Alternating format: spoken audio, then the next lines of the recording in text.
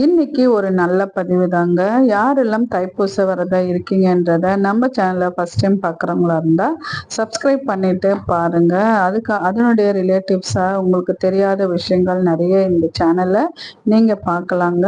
நம்ம முருகப்பெருமானோட வழிபட்ட நாட்கள் எல்லாத்துலயுமே நம்ம ஒவ்வொரு நாளும் என்னென்ன படிக்கணும் அப்படின்னு சொல்லிட்டு நிறைய பேருக்கு புதுசா இருக்கிறவங்களுக்கு நிறைய டவுட்ஸ் வரும்.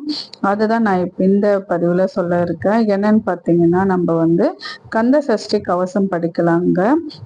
கந்தர் அலங்காரம் படிக்கலாம், கந்தரன பூதி அதுவும் படிக்கலாம், திருமுருகாற்றுப்படை படிக்கலாம், திருப்புகழ் அதுவும் படிக்கலாங்க, கலிவெண்பா அதுவும் படிக்கலாங்க.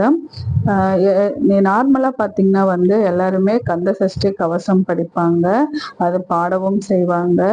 அது மாதிரி நம்மளுக்கு தெரிஞ்ச விஷயங்கள் நம்ம தெரிஞ்சுக்கலாம். இது மட்டும் இல்லாம ஒவ்வொரு வீடு வாங்கறதுக்கும் சரி, தொழில் விருத்தி ஆகிறதுக்கும் சரி நிறைய இருக்குங்க.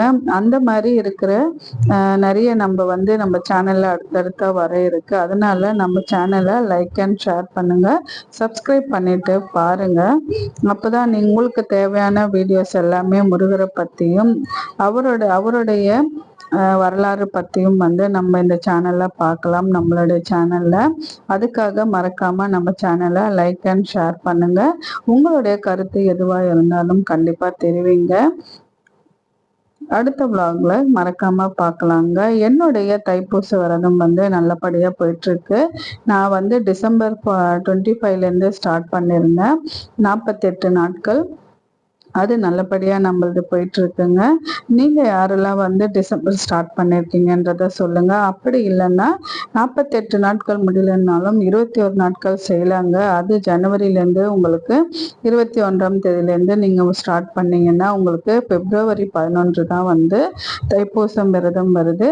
அன்னைக்கு உங்களுக்கு 21 நாட்கள் கரெக்டா இருக்கும். அதனால நீங்க ஃபர்ஸ்ட் டைம் இருக்கிறவங்களா இருந்தா இதை பண்ணலாம்.